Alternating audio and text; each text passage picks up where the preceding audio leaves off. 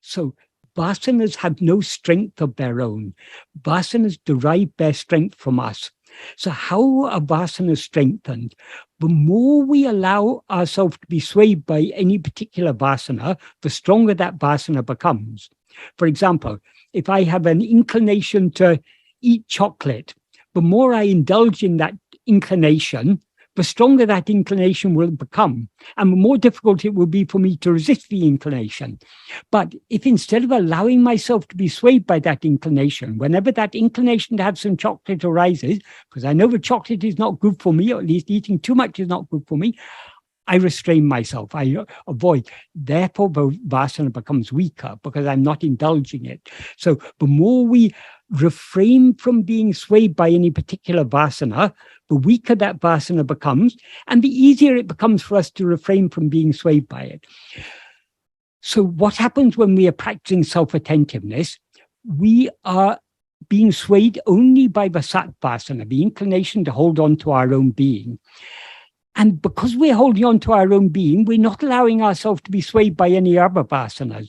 So all the viṣaya-vāsanās are weakened and the sat vasana is strengthened by our clinging to self-attentiveness. So this is the correct use of our freedom. Using our freedom to do anything else is allowing ourselves to be swayed by some viṣaya-vāsana or other. As I say, some vasanas may be relatively good. Others may be relatively bad, but it's all just relative. Ultimately, all viṣaya-vāsanās are bad because all viṣaya-vāsanās, even the best ones, are taking our attention away from ourselves.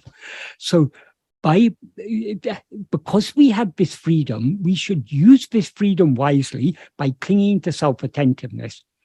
Even when we're not clinging to self-attentiveness, we should continue to use our freedom wisely. Rather than being swayed by the bad vasanas, it's better to be swayed by the good vasanas. So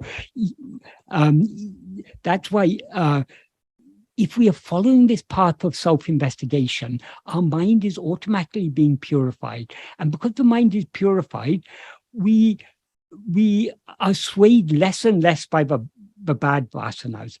So we generally become a better person to the extent to which we turn within, because by turning within, ego is subsiding, and thereby it's freeing itself from the hold of the worst vasanas. And so when we do act, we tend to act according to the better viṣaya-vāsanās rather than the worst ones.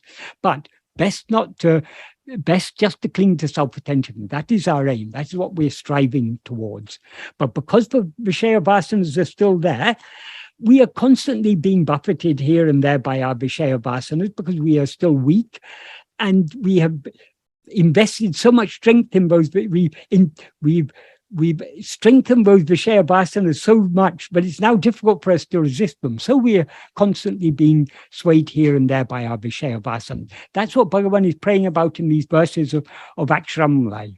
When he talks about the mind running outwards, when he talks about the mind wandering about the world, he's referring to why did the mind roam about the world? Why did the mind run outwards? It's only under the sway of its viṣaya-vāsanās. And in the next verse, the verse after the one we talked about today, verse 10, he sings, "Eininda urakum ene pira riruka iduvunakaraho Aruṇācala." That is, why this sleep when others are dragging me? Does this befit you? Does this befit you? Is this becoming to you? So that means that when he says others are dragging me, who are those others? It's our viṣaya-vāsanās. So in so many verses of Akṣaramaṇamālai, you will find indirect references to viṣaya-vāsanās because they are the enemies that we are up against. In Nana, Bhagavan uses the analogy of the enemies in the fortress. If you're besieging a fortress, and if the enemy inside the fortress, if they've got no food and water, they keep on having to come out to try and get supplies, food, water, and so on, in order to survive. So the vasanas can gain their nourishment only by coming out and distracting our attention. So the Bhagavan says, so long as there are enemies within the fortress, they'll be constantly coming out.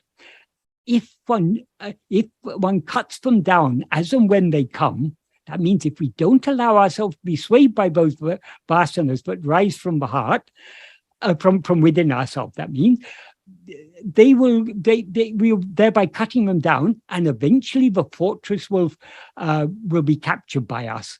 So the fortress of our own heart will be captured only if we are constantly cutting down the vasanas as they arise. Cutting them down is a metaphorical way of saying not allowing ourselves to be swayed by them. If we allow ourselves to be swayed by them, they're getting the nourishment we want, because they are nourished by the attention we give them, or the attention that we give to the viṣayas that they prompt us to attend to. So we have this freedom.